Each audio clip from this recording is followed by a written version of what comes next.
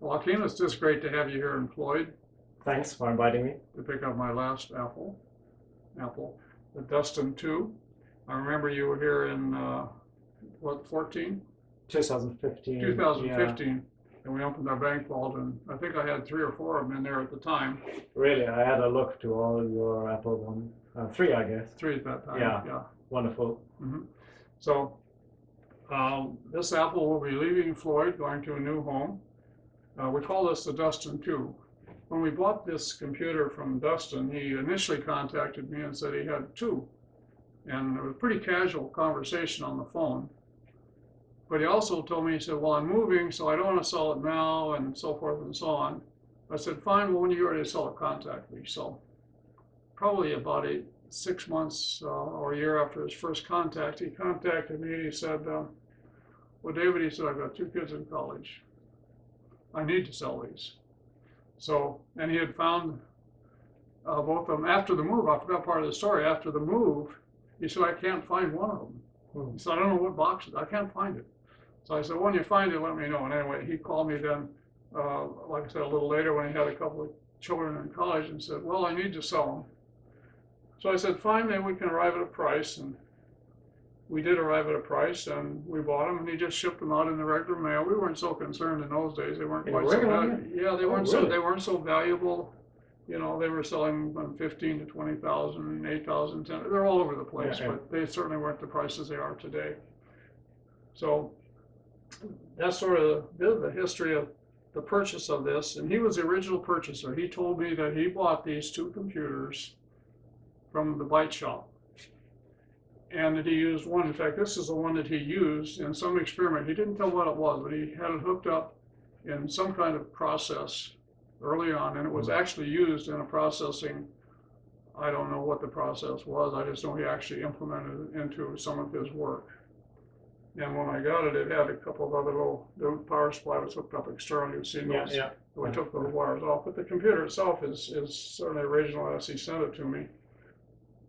And so we were happy to get it, and we stored them and occasionally took them out of the safe box and looked at them. And so when you were here in 2015 and looked at the 3 of them, I think 2 of them are probably the Duston computers. Yeah. And the other one was probably the Skolsky computer. One was the Skolsky, I can remember, yeah. Yeah, from Mr. Skolsky, who actually worked at Apple early on in the production of the Apple-1s. So this computer has had a sister, which is not with us anymore, and had a couple of companions in the safe box. And you know, we were just delighted to find it. It's a nice specimen. Indeed, it is. It is, and we recently just hooked it up with power supply and everything, and keyboard, and it is functional, even though that's not so important with the Apple-1s anymore, as long as they're original. But it is a functional computer, and we have the documentation on that as well. So, do you have any comments about the computer itself, or? No. What I really like on this computer is it looks really original, most of it. And of course, I like the white ceramic CPU. Yeah, for sure. It's very nice, and it's a first batch computer. So I was looking for Apple-1 of a first batch, and it got a serial number on the back, and that's what I really, really like. So all my Apple-1 got a serial number on the back, or what is called a serial number. Right.